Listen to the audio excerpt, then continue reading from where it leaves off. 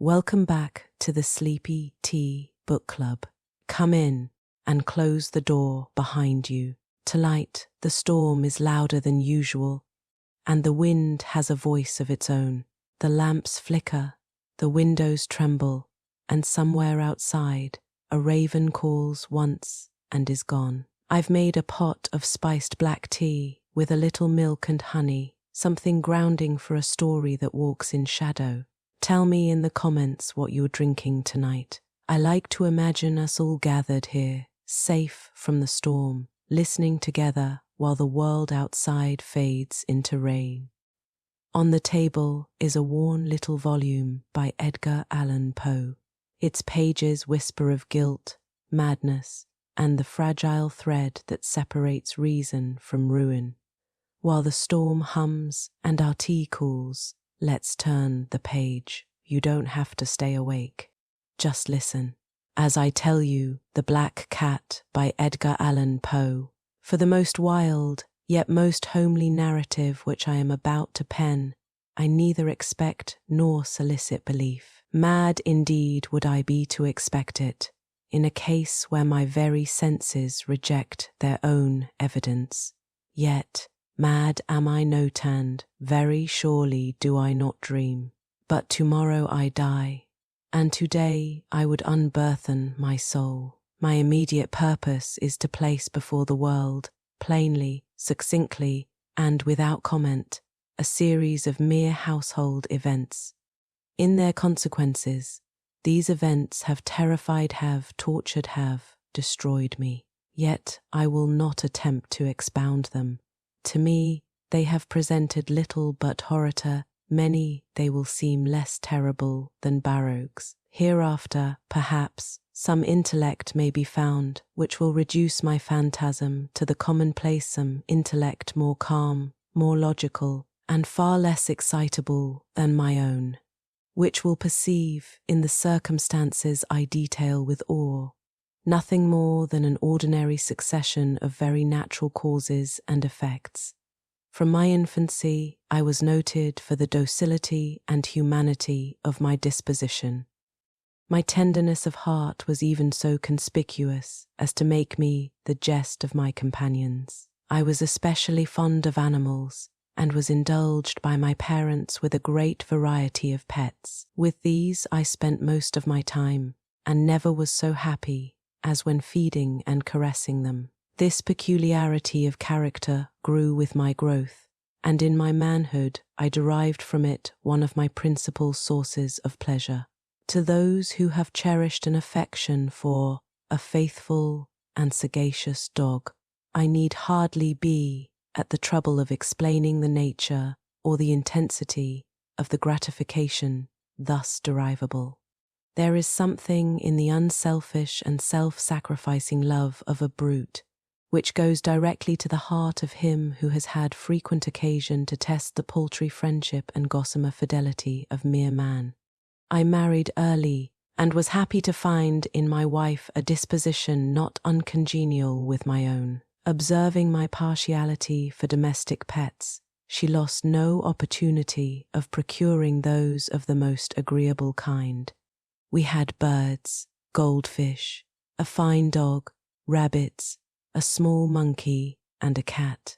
This latter was a remarkably large and beautiful animal, entirely black and sagacious to an astonishing degree. In speaking of his intelligence, my wife, who at heart was not a little tinctured with superstition, made frequent allusion to the ancient popular notion which regarded all black cats as witches in disguise. Not that she was ever serious upon this point, and I mention the matter at all for no better reason than that it happens, just now, to be remembered. Pluto, this was the cat's name, was my favourite pet and playmate. I alone fed him, and he attended me wherever I went about the house. It was even with difficulty that I could prevent him from following me through the streets.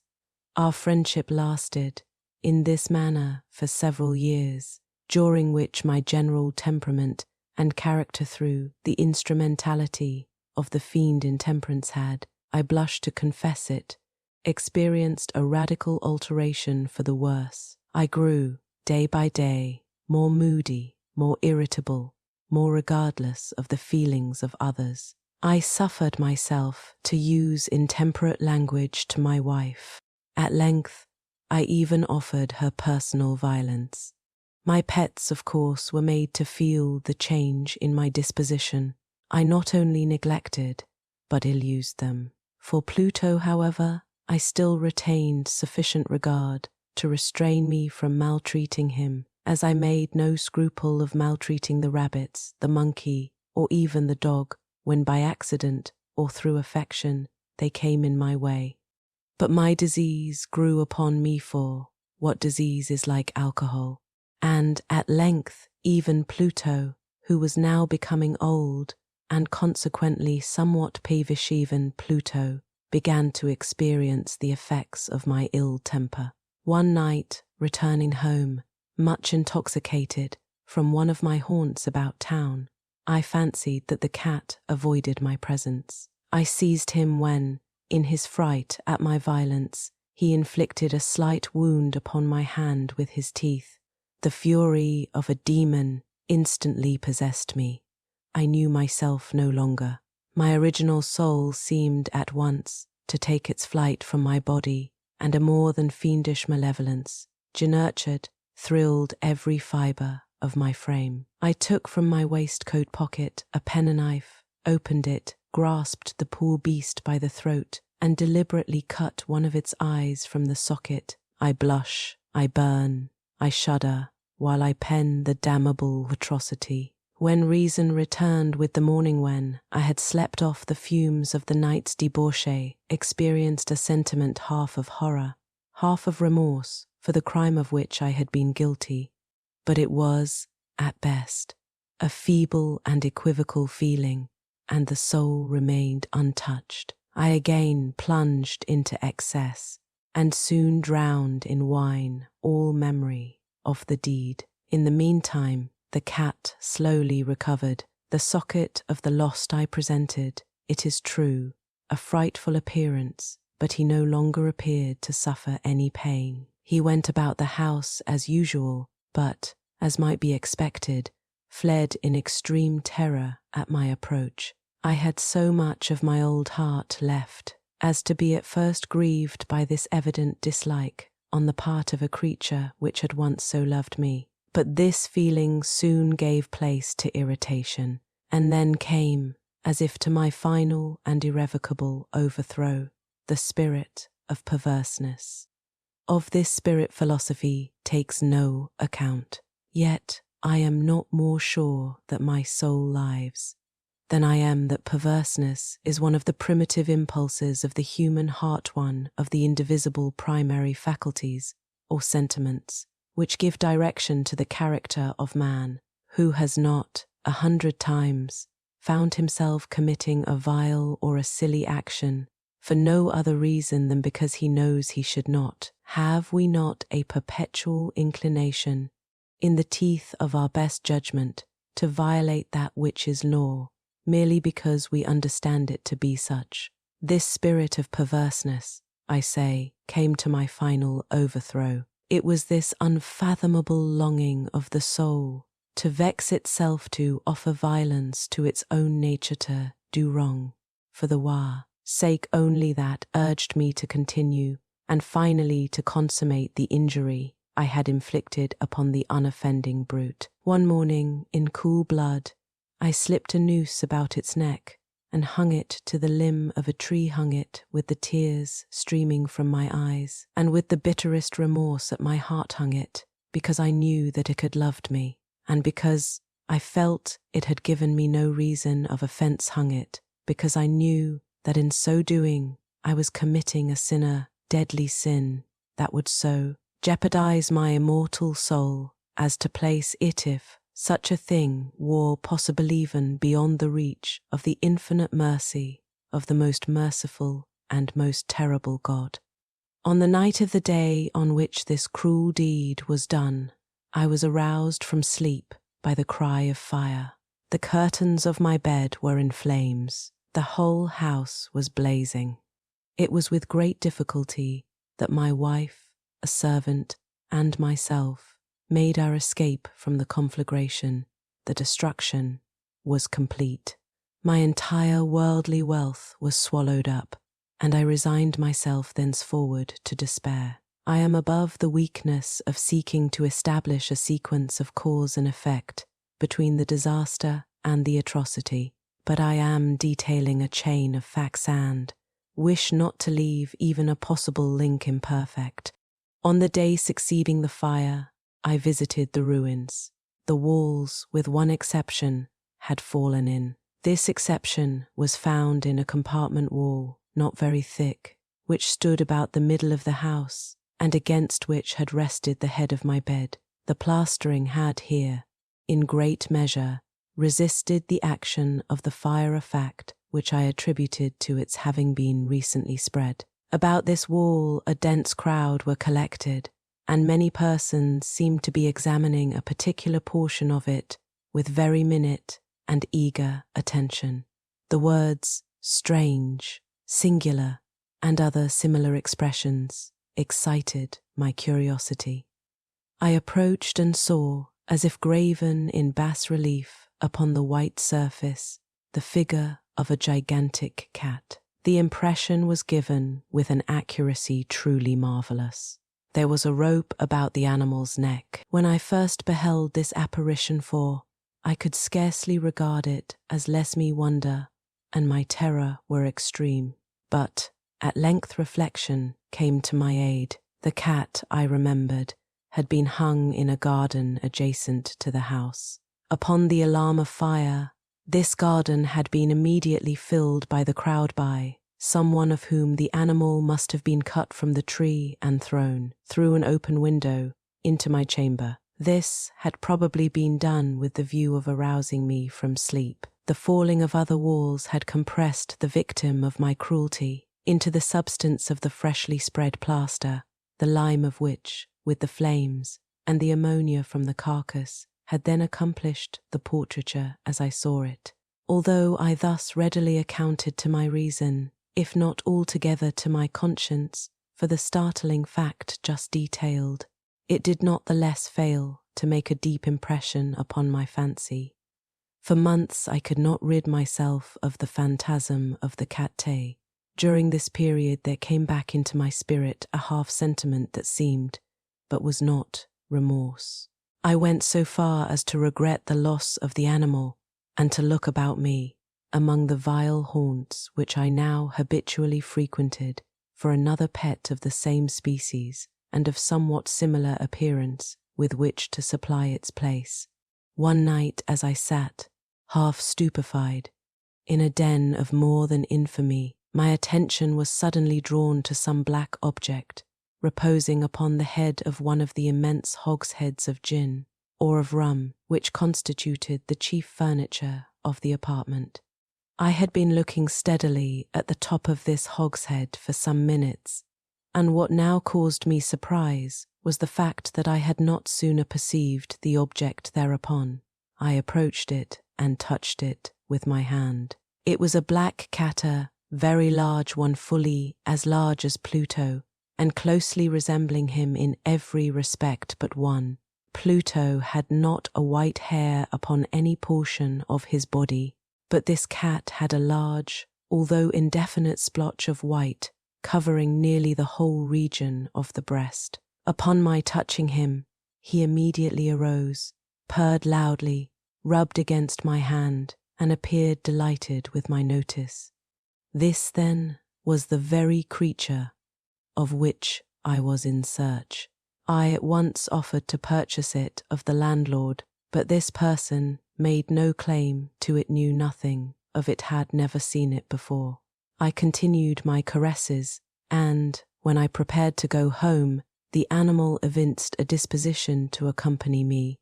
I permitted it to do so, occasionally stooping and patting it as I proceeded. When it reached the house, it domesticated itself at once, and became immediately a great favourite with my wife. For my own part, I soon found a dislike to it arising within me. This was just the reverse of what I had anticipated, but I know not how or why it was its evident fondness for myself rather disgusted and annoyed. By slow degrees, these feelings of disgust and annoyance rose into the bitterness of hatred. I avoided the creature, a certain sense of shame, and the remembrance of my former deed of cruelty, preventing me from physically abusing it. I did not, for some weeks, strike or otherwise violently ill-use it, but gradually, very gradually, came to look upon it with unutterable loathing, and to flee silently from its odious presence, as from the breath of a pestilence. What added, no doubt, to my hatred of the beast was the discovery, on the morning after I brought it home, that, like Pluto, it also had been deprived of one of its eyes. This circumstance, however, only endeared it to my wife, who, as I have already said, possessed, in a high degree, that humanity of feeling which had once been my distinguishing trait and the source of many of my simplest and purest pleasures. With my aversion to this cat, however, its partiality for myself seemed to increase. It followed my footsteps with a pertinacity which it would be difficult to make the reader comprehend. Whenever I sat, it would crouch beneath my chair or spring upon my knees, covering me with its loathsome caresses. If I arose to walk, it would get between my feet and thus nearly throw me down, or, fastening its long and sharp claws in my dress, clamber, in this manner, to my breast. At such times, although I longed to destroy it with a blow, I was yet withheld from so doing, partly by a memory of my former crime, but chiefly, let me confess it at once, by absolute dread of the beast. This dread was not exactly a dread of physical evil, and yet I should be at a loss how otherwise to define it. I am almost ashamed to own, yes, even in this felon's cell, I am almost ashamed to own that the terror and horror with which the animal inspired me had been heightened by one of the merest chimeras it would be possible to conceive. My wife had called my attention more than once to the character of the mark of white hair, of which I have spoken, and which constituted the sole visible difference between the strange beast and the one I had destroyed. The reader will remember that this mark, although large, had been originally very indefinite, but, by slow degrees nearly imperceptible, and which for a long time my reason struggled to reject as fanciful, it had, at length, assumed a rigorous distinctness of outline. It was now the representation of an object that I shudder to name, and for this, above all, I loathed and dreaded, and would have rid myself of the monster had I dared it, was now, I say, the image of a ghastly thing of the gallows. Oh, mournful and terrible engine of horror and of crime, of agony and of death. And now was I indeed wretched beyond the wretchedness of mere humanity, and a brute beast whose fellow I had contemptuously destroyed, a brute beast to work out for me, a man, fashioned in the image of the high God, so much of insufferable woe. Alas, neither by day nor by night knew I the blessing of rest any more. During the former, the creature left me no moment alone, and in the latter I started hourly from dreams of unutterable fear to find the hot breath of the thing upon my face, and its vast weight an incarnate nightmare that I had no power to shake off incumbent eternally upon my heart. Beneath the pressure of torments such as these, the feeble remnant of the good within me succumbed. Evil thoughts became my soul, intimates the darkest and most evil of thoughts. The moodiness of my usual temper increased to hatred of all things and of all mankind, while, from the sudden, frequent, and ungovernable outbursts of a fury to which I now blindly abandoned myself, my uncomplaining wife, alas, was the most usual and the most patient of sufferers. One day she accompanied me upon some household errand, into the cellar of the old building which our poverty compelled us to inhabit. The cat followed me down the steep stairs and, nearly throwing me headlong, exasperated me to madness. Uplifting an axe and forgetting, in my wrath, the childish dread which had hitherto stayed my hand, I aimed a blow at the animal which, of course, would have proved instantly fatal had it descended as I wished. But this blow was arrested by the hand of my wife, goaded by the interference into a rage more than demoniacal. I withdrew my arm from her grasp and buried the axe in her brain. She fell dead upon the spot, without a groan. This hideous murder accomplished, I set myself forthwith, and with entire deliberation, to the task of concealing the body. I knew that I could not remove it from the house, either by day or by night, without the risk of being observed by the neighbours. Many projects entered my mind. At one period I thought of cutting the corpse into minute fragments and destroying them by fire. At another, I resolved to dig a grave for it in the floor of the cellar. Again, I deliberated about casting it in the well in the yard, about packing it in a box, as if merchandise, with the usual arrangements, and so getting a porter to take it from the house. Finally, I hit upon what I considered a far better expedient than either of these. I determined to wall it up in the cellars. The monks of the Middle Ages are recorded to have walled up their victims. For a purpose such as this, the cellar was well adapted. Its walls were loosely constructed and had lately been plastered throughout with a rough plaster, which the dampness of the atmosphere had prevented from hardening. Moreover, in one of the walls was a projection caused by a false chimney or fireplace that had been filled up and made to resemble the red of the cellar. I made no doubt that I could readily displace the bricks at this point, insert the corpse, and wall the whole up as before, so that no eye could detect anything suspicious. And in this calculation I was not deceived. By means of a crowbar I easily dislodged the bricks, and, having carefully deposited the body against the inner wall, I propped it in that position, while, with little trouble, I relaid the whole structure as it originally stood.